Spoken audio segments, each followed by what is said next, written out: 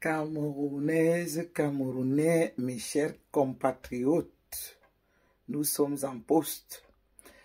Avant tout, je vous invite à vous enregistrer sur les listes électorales. À Tangandji, nous allons te rendre ridicule. Nous allons, sauf que te ridiculiser. Parce que tes intimidations ne vont pas nous faire s'arrêter. Maintenant, revenons donc aux choses sérieuses, chers frères et sœurs.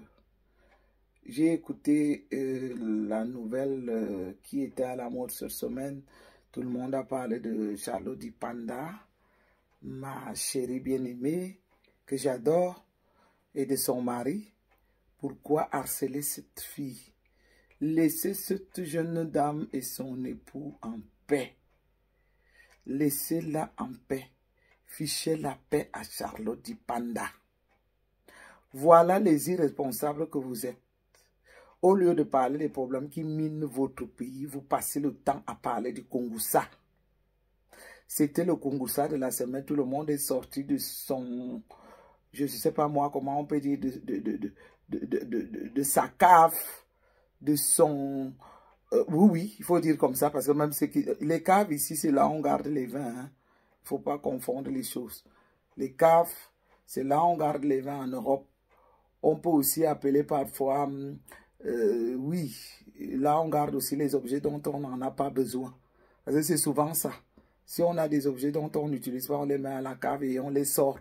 Alors là, voilà, tout le monde est sorti de sa demeure.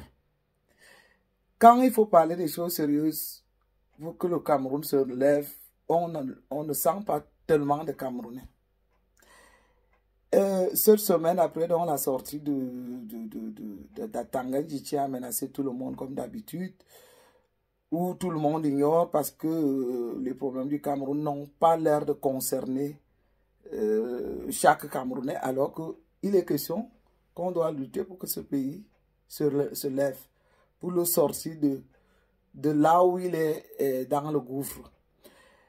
Je voudrais rappeler ici que ça fait 1 an et presque et demi que notre frère Martinez a été sauvagement assassiné.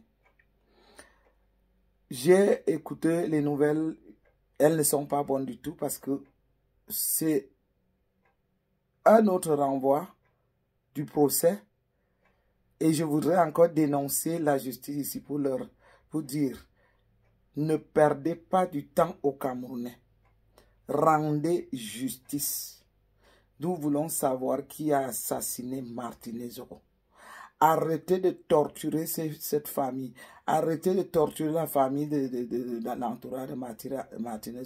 Arrêtez de torturer ses enfants. Trop, c'est trop. Nous attendons de vous maintenant que vous rendiez justice pour cet assassinat-là. Ça a trop duré.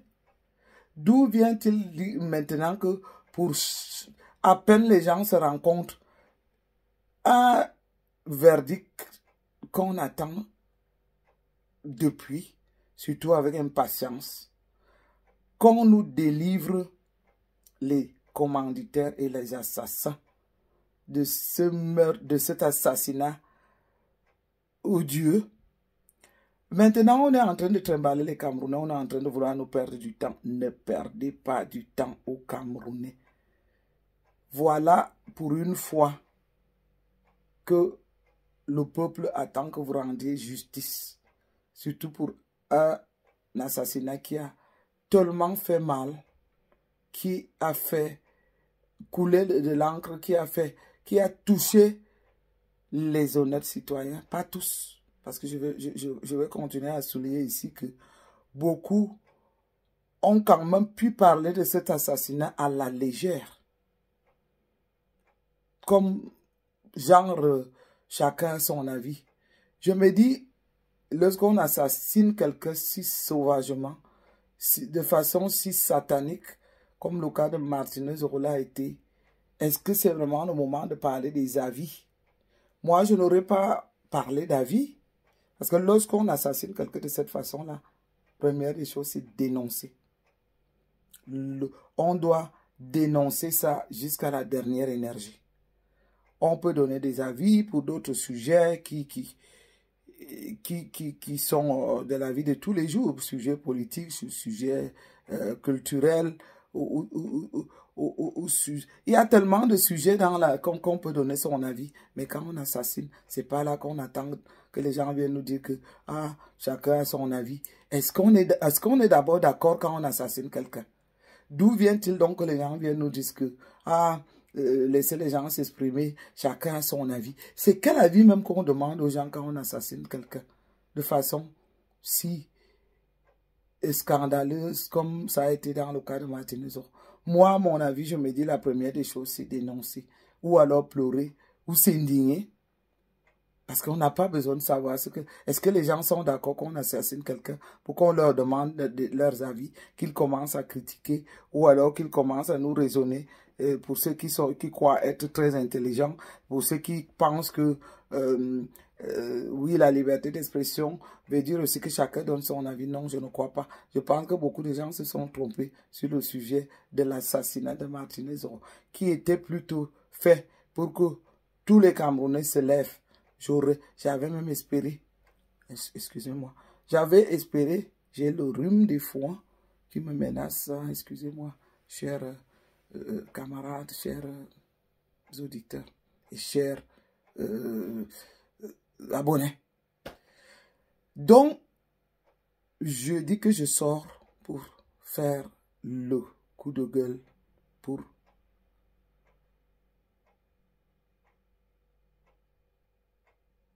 dénoncer la justice des incapables qui est au Cameroun. Parce que cette justice-là devrait être à même de nous rendre les comptes. Parce que je n'imagine pas la Madame Zoro et ses enfants, sans parler des frères et sœurs de Martinez Zoro et de ceux qui l'ont aimé et son entourage, qui doit se faire trimballer aujourd'hui à chaque rendez-vous devant les juridictions. On renvoie l'affaire comme si c'était une banale histoire de vol d'œufs ou de bananes ou de poulet ou je ne sais pas quoi. Il s'agit là d'un assassinat odieux, satanique, qui a soulevé tout le Cameroun. Moi, j'aurais bien voulu que ils vont aussi utiliser cette façon de renvoyer les audiences comme à l'accoutumée. Hein? Parce que nous voilà déjà, je ne sais, au 40e renvoi.